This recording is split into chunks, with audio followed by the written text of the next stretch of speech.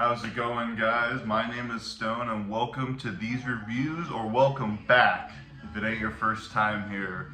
Today I'm going to be reviewing Gandalf's self-titled debut album, Gandalf, released in 1969. This would feature a surreal combination of Baroque pop, psych rock, and some spacey production that reminds me of something Gary Usher would produce around this time. I love how this record can be both dark and mysterious at times, while also retaining an element of sunshine pop that is beautifully executed by each band member. Though one can argue that the songs may sound too similar to one another, I find that they all come together to form a very cohesive album that is definitely worth listening to in its entirety, or if not, at least side by side. Original pressings for this album go for tons of money because when Capitol Records originally released the album, they never promoted it, and to make things worse, they accidentally put the wrong album in the sleeve, leaving many people to be pissed off and wanting their money back rather than trying to get the original record. I read a comment on Discogs saying that no more than 500 copies were actually sent back for the original disc, so I could see why they could be so expensive. Fortunately for me, I didn't have to wait to find some outrageous original pressing. I've been a fan of this album for many years. I know a YouTuber, a commenter, talked about this album and kind of introduced me to it, so shout out to them. Forgot to find their username, but great work. Anywho, fell in love with this album, never thought I'd get it on vinyl, saw that they were going to reissue it for Record Store Day last year, so I was like, I had to get this album. Big fan of this record in terms of like going out hiking, you know, maybe having fun a little, smoking a little fun stuff. And waited 3 hours in line because I knew I had to get it. I felt like I don't know how many times it's been reissued officially, but I feel like it was going to sell out since there's only 1,500 copies. So I waited like many hours in line, eventually got it, and then later that day, funny enough, I went to another record store and saw that they just had it there, no line. It was just out in the open. It wasn't as hot of a commodity as I had thought, but still very fortunate to have this beautifully done pressing, like cut by Kevin Gray and all that. I'll get more into the packaging later, but sounds fantastic. Highly recommend it if you can still get your hands on it. And yeah, I remember listening to this album a lot when I first went to San Diego, first time visiting there, so I kind of think of that time. First album I ever bought on vinyl when moving out here, because I feel like this is a banger album to get to celebrate, you know, just being somewhere new. And this album definitely has the vibes of this area since it's all naturey and shit. And yeah, like I said, great for some psychedelic hikes, you know, trust me. Just trust me, bro. Source, trust me. But to get into the music, you know, to avoid the rambling this early on, the album opens with Golden Earrings, a song originally sung by Mervyn Vai in a film of the same name. This track, along with the two that follow it, beautifully establishes the tone of this album, with its dreamlike vocals drawing the listener in before jumping into an explosive chorus that makes a great use of the string section. The bridge is also very captivating, adding a subtle layer of flair to the track through its arrangements and its use of the flute. It just has a very majestic feel that can really be said about the tracks that follow it. And while this song quickly fades out, it doesn't give you too much time to acknowledge what you're tripping off of before moving into the next track, Hang On to a Dream. This was originally sung by Tim Hardin and is the first of 3 covers featured on this album. The vocals that started seem to have a way of engulfing the listener into its atmosphere very easily, only getting easier when the verse begins. The chorus may not be as bombastic as the opener, but it moves into a nice groove that still complements the vocals. These vocals, of course, sounding like they're being coated in acid gel tabs. Whatever your mind can conjure, really, I guess that's how I think of it. The song maintains this verse-chorus progression before moving into a fitting organ solo, with those thick-sounding notes highlighting the overwhelming sensation that this track can bring. under the right circumstances, of course.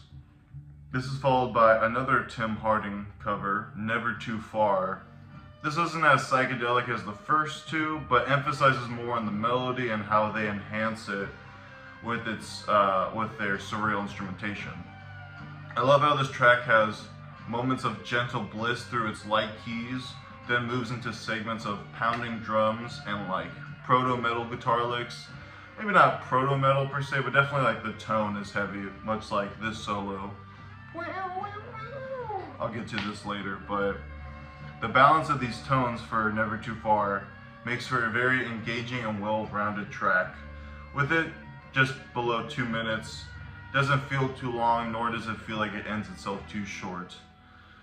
We then get to one of two songs that people seem to deem as the weaker tracks in the album. The first being Scarlet Ribbons for Her Hair, originally recorded by Joe Stafford and Gordon MacRae in 1949. People seem to oppose how poppy this and the track Tiffany Rings are compared to the rest of the songs, but I honestly enjoy the moods that they set, as they both capture that psychedelic Baroque pop sound that I love to hear from bands like Sagittarius, The Millennium. I know those are, you can argue, the same band, but you get what I'm saying, you get the gist. They're quite charming and give this album some diversity, all while remaining consistent with the album's overall tone. To get back to Scarlet Ribbons, however, I absolutely love how sunny and uplifting it is. I'm not sure which band member, actually I do know, I'll show this right now. This comes with a cool inner sleeve with the interview by Peter Sando. From what it says on here, Bob is the guy who sings on this and Tiffany Rings. Wonderful voice. They deliver a great vocal performance, singing alongside some lovely harpsichord playing, at least I assume it's a harpsichord, as well as some great graceful percussion that sounds like a xylophone or some variation of that instrument. The progression of the track too is just very wonderful to play on repeat. And sure, this track may sound more dated than the rest of the material, but I think it still adds some depth to this already cascading experience. We then reach the end of side one with the last Tim Harding cover, You Upset the Grace of Living When You Lie. Very strong rendition of the song and a fine way to close out the first half of the album. The drum work is noticeably good here, with it and the bass locked in throughout parts of the song, all while including some great fills and pivotal moments of silence for the chorus and the verses. I'll also admit that the acoustic guitar sounds very bright on here, which gives the song some nice energy, while the organ riffs keep the listener from floating away. Like Never Too Far, this track relies more on its catchy progression, which isn't bad at all, as it maintains a psychedelic vibe that carries some bite to it. I mean, just listen to the way he sings the title of the song, as I attempted. Pretty cool in my opinion. We then get to side two, which opens with Can You Travel in the Dark Alone, the first of two original tracks written by the guitarist Peter Sando. This perfectly sets the listener back into the album's ominous yet catchy arrangements, as this track balances a great vocal melody with some droning bass and even uses a sitar according to my ears. And from what I've read, yeah, they did rent an electric sitar for this, so that's cool. The swirling keyboard effects during the second half coincide well with the otherworldly soundscapes that the other instruments illustrate. Getting very wordy here, folks, pardon me. While this track is great, it only shows a portion of what side 2 is capable of, especially when it comes to your usual mind-bending psych rock of the 60s.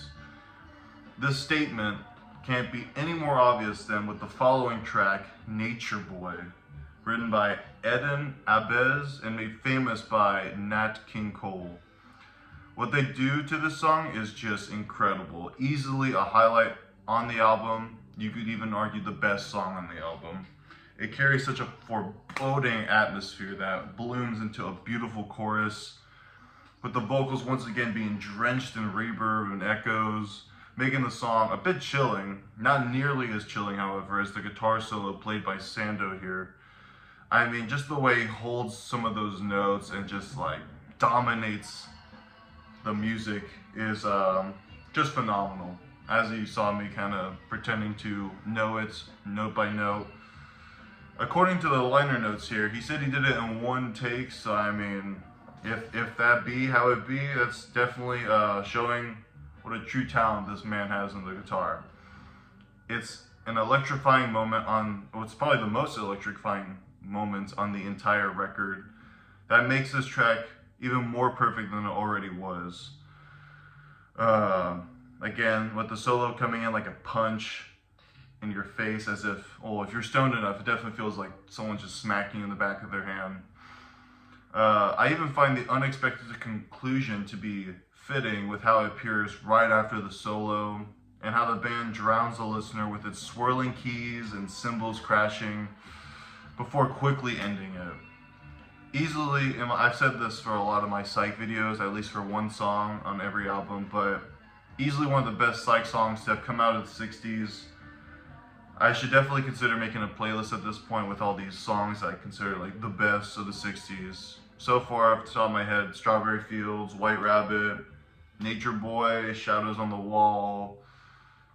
Hell, I'd even include Gomper off the Satanic Majesty's Request. But this is just me spitballing here from my personal favorites. But yeah, amazing song. If you had to pick one song to check out from this album, definitely Nature Boy. It will hit you like a ton of bricks. This is followed by a mildly underwhelming but still good track, Tiffany Rings. The song may not be as memorable as its counterpart, Scarlet Ribbons, but again, it has a nice contrast to the general mood this record carries. Its rich, joyous, Baroque pop sound makes for a nice pit stop before going into the final two tracks, with an atmosphere being filled in Beach Boy-esque harmonies and a chord progression that can easily get stuck in your head. I especially admire the way they change it up for the bridge. Again, just adding some more flair to the track. Again, with this song also being under 2 minutes, I find it to be fitting for the second half. Kind of like, again, pit stop, 2 banger songs for side 2, followed by Tiffany Rings, and then ending on another 2 great songs. Now, when I first heard this album in its entirety, however, I remember dismissing the last 2 songs as nothing more than kind of toss-offs. Maybe I was just feeling burnt out by that point of the album. But when I came back to it months later, they suddenly clicked and became absolute highlights on the album, being a great 1-2 punch to close this perfect album out. The first of which we just finished listening to was the otherworldly rendition of Me About You, originally written by Gary Bonner and Alan Gordon of the Turtles. With this being the longest song on the album at 5 minutes, this track takes its time to creep onto the listener with an alluring keyboard riff and some of the most ethereal sounding vocals. The drums lead the band into the drums lead the rest of the band into another exploding chorus that is simply beautiful, chef's kiss, and perfectly executed, just like, wow, on par with Nature Boy in my opinion. The song remains dynamic with its quieter verses and eruptive choruses, with one verse being without vocals, so one could get lost in Peter Sando's gentle guitar playing, which is, again, I'm glad it's not too vocal heavy, at least for this part. Really gets you a chance to appreciate the music.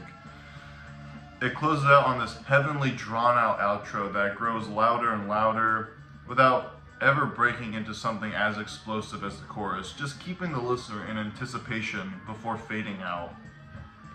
I really go back and forth on between this and Nature Boy as my favorite track on the album, but either way, this is another psychedelic tune worth checking out and adding to your psych playlist or your hike playlist, We then conclude this record on the second original track penned by Sando, I Watch the Moon. This song is an excellent climax to an album that hadn't really gone this hard with its rock sensibilities until now, with its pounding rhythm and the verses that's accompanied by some of the best vocals on the album. I mean, just listen to the way he holds those notes, just super stunning. Um, it still contains that sense of mysticism the rest of the tracks have, but it grooves a lot harder in the chorus by carrying this great sense of momentum into this extended jam that is, again, another highlight on the album. The way it just builds up for the last minute or so can easily resonate with any listener, feeling as if they had survived this psychedelic journey, and this jam is sending the listener back to earth on a triumphant note. And I definitely know for sure, like, listen to this album on vinyl all the way through for the first time, took a couple edibles, and when it got to this part, I'll crank it up a little. I'll risk the copyright. It just, oh my god, it just takes you back. Again, like, kind of like in the core of the Crimson King, it feels very, I can't think of the right word right now. Fulfilling, I guess, to kind of reach this point in the album. Like, again, a psychedelic journey, you're kind of taking you back to earth, which I love. Now, if I had to pick my favorite side, I think I definitely have to go with side 2. I mean, side 1 is a great way to introduce the listener to the album. Obviously, listen to side 1, then side 2, but I feel like side 2 just has some higher highs. Again, Me About You and Nature Boy. But again, there's no bad tracks on this album, though. Like, it's a very consistent album all the way through. So, listen to whichever side you prefer, but I think side 2 just has more of a variety to it, especially with Me About You being very fitting, and the closer. Top 4 songs though, 4 out of 10, definitely Me About You, Nature Boy, Golden Earrings, and, you know, I'll Be Crazy. I'm gonna put Scarlet Ribbons for Her Hair. And yeah, wow, good timing. The record just finished. Now I could show you all. It's, what do they call it? Lemongrass Color Vinyl Edition. It's got a nice Capital logo on there. Look at this beauty. Oh my lord. I'm never like hoping to get colored vinyl. Like, that's not really something I go for in this day and age. I just go for reading Discog reviews, if it's a good sounding album and it's worth buying. Again, because, you know, I'm not trying to buy so many records. If anything, I'm getting rid of like ones that I've bought but I realize I don't really listen to that often. And, you know, I just want the best quality, so I'm very thankful, especially this one being cut by Kevin Gray. I bought some of his albums. I think the 50-Foot Hose album I reviewed, go check it out if you like that band. It was also cut by Kevin Gray, so, you know, I always try to look out for that too, like who's cutting it, I suppose. Don't know the logistics, I will admit, you caught me bluffing, but again, great cover. I love the hype sticker, try to keep it on there. Great photo of the band, looking very mysterious, you know. I love the bright front cover and the mysterious dark cover in the back. Has the great photos of the band. And then, some liner notes written by Peter Sando in 2023, which is super cool. Him just talking about, like, again, they were called the Ragoos, and then they changed their name several times. I guess they played at the Night Owl Cafe in Greenwich Village, where I guess was the launch pad for The Loving Spoonful, which is cool. I love to review Daydream by them whenever I feel like I want it on vinyl. What else? I like how he calls I Watched the Moon. It was a song of loneliness and teenage angst that was like the Ronettes meet Procol Harum, which I think is pretty funny. I love the combination of the two. And I guess between sets, at the Night Owl, the owner would play Tim Harding albums, which is where he kind of got his inspiration for these covers, which is great, you know, because they definitely have a beautiful way of going about covering these songs. I don't want to say cover, I guess they're renditions of the tracks, which is beautiful. And it's crazy how, like, a lot of bands too, like them, from what I'm reading here, it's like they broke up even before the album came out, and it's just crazy how, you know, I couldn't imagine doing that, like putting an album out with a band that you broke up with, and then 60 years later it becomes such a deep cut, like a cult classic kind of thing, especially for this genre, and it really is. It deserves all the praise it gets. It's a very consistent album. It definitely sounds of the 60s, but it's definitely very different, very killer of an experience. Highly recommend it if you haven't heard it. Get a copy if you can. It's definitely worth having if you enjoy collecting psych albums as much as I do. But yeah, guys, appreciate you sticking around. Great to be back on the YouTube. It's been lagging for too long, but I'm hoping to get some more albums done. I feel like sometimes I get stuck writing an album and then I just get scared. I don't know. It's so spooked. I mean, I'd be scared too if I had to review this album. I mean, look at that face, those eyes, they're coming to haunt you. But be on the lookout for some more psych videos, maybe some more soul and jazz videos. I'm feeling crazy, I know. Maybe some Miles Davis, we'll see. But until then, hope you guys have a good one. Let me know your thoughts, and I'll see you in the next video. Ta-ta, bye.